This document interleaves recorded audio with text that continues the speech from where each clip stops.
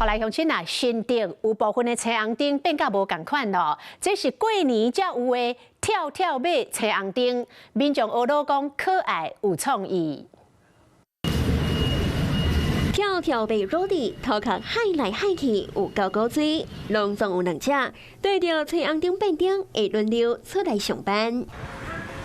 十字路口人来客去，真侪民众伫今马年过年前，拢发现到青红灯灯管的设计。我觉得很有趣啊，然后也很应景，就是这个春节的刚好马年嘛，在都市生活，让我们其实每天也蛮枯燥乏味的。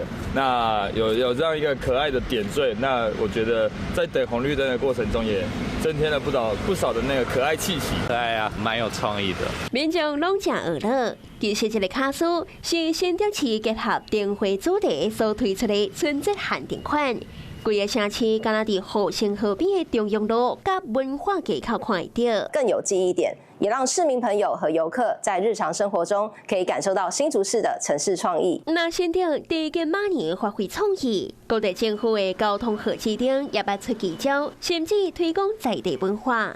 台中是史努比，变灯阁会坐落个休困。 彰化主打地方名产梅仔甲巴拉，家己唔来当看到花鸡啊，甚至可以当变做花鸡肉饭。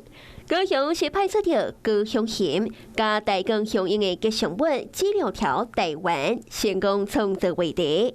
唔那呢，可以当用听的。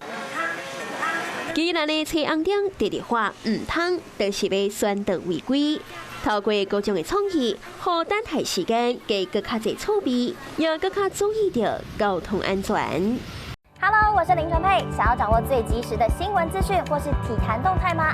赶快按赞、订阅、开启小铃铛，锁定华视新闻的 YouTube 频道。